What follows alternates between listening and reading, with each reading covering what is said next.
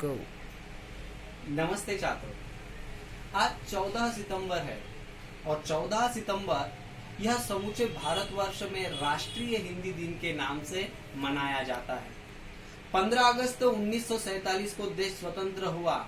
जब कोई देश स्वतंत्र होता है तो उसकी अपने एक राष्ट्रीय पंछी होते हैं, राष्ट्रीय प्राणी होते हैं, राष्ट्रीय फूल होते हैं।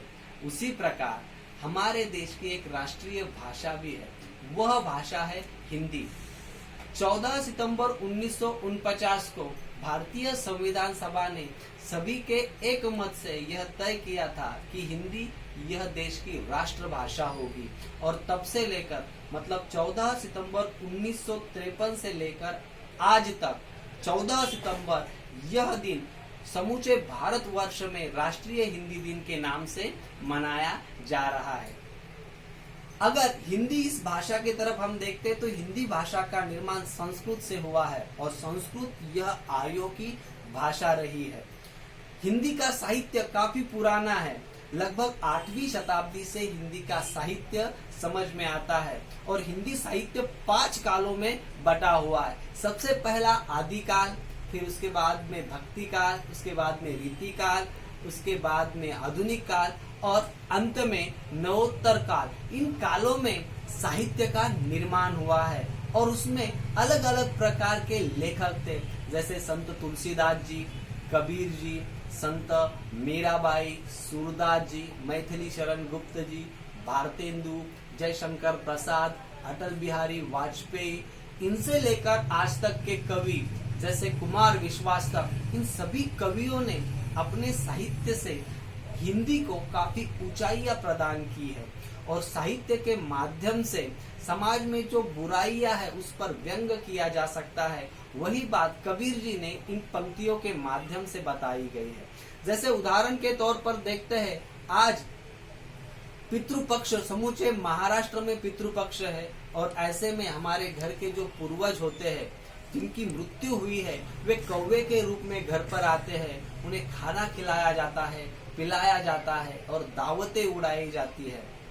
और इन पर ही कबीर जी ने कुछ पंक्तियां लिखी है, कुछ व्यंग करते हुए वे बताते हैं कि माटी का नाग बना के पूजे लोग लुगाया, जिंदा नाग घर में निकला ले काठी धमकाया, जिंदा बाप कोई न पूजे मरे बाद पुजवाया और मुट्ठी भर चावल लेके कौवे को बाप बनाया। ये दुनिया कैसी है रे बावरी जो पत्थर पूजे जाए, ये दुनिया कैसी है रे बावरी जो पत्थर पूजा जाए, घर का पत्थर कोई न पूजे जिसका पीसठ है। कबीर जी इन पंक्तियों के माध्यम से व्यंग करते हुए बताते हैं कि जब माता पिता जीवित होते हैं तो वे अन्न के लिए तरसते हैं, लेकिन उन्हें कोई खाना नहीं देता है, लेकिन जब उनकी मृत्यु होती है तो उसके बाद में दावतें उड़ाई जाती है। यह समाज की विसंगतियों पर कबीर जी ने अपना साहित्य लिखा है, साहित्य का निर्माण किया है। उसी प्रकार हम देखते हैं कि हरिवंश राय बच्चन जी, जिन्होंने मधुशाला नामक अपनी जो किताब लिखी है, उस किताब में हिंदू और मुस्लिम दोनों पर व्यंग करते हुए उन्हें एक करने की कोशिश की है। वे अपनी पंक्तियों में कहते हैं कि अपने युग में सबको अद्भुत ज्ञात हुआ अपना प्याला, कि अब न रहे वे पीने वाले, अब न रही वे मधुशाला, एक बरस में एक बार ही जलती होली की ज्वाला, लगते दीप और लगती दीपों की माला, दुनिया वालों किंतु किसी दिन आमदिरालय में देखो, दिन को होली रात दिवाली रोज मनाती मधुशाला, दिन को होली रात दिवाली रोज मनाती मधुशाला, मुसलमान और हिंदू है तो एक मगर उनका प्याला, एक मगर उनका मदिरालय, एक मगर उनकी हाला, दोनों रहते साथ न जब तक मंदिर मस्जिद में जाते, अरे बैर बढ़ाते मंदिर मस्जिद मेल कराती मधुशाला, बैर बढ़ाते मंदिर मस्जिद मेल कराती मधुशाला।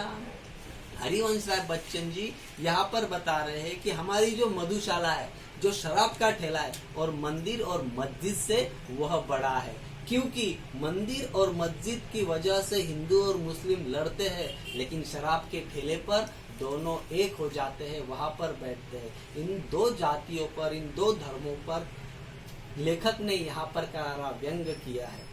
उसी प्रकार एक शायर भी बहुत अच्छी तरह से कहते हैं, क्या बनाने आए थे क्या बना कर रह गए, क्या बनाने आए थे क्या बना कर रह गए, कहीं मंदिर तो कहीं मस्जिद बना बैठे।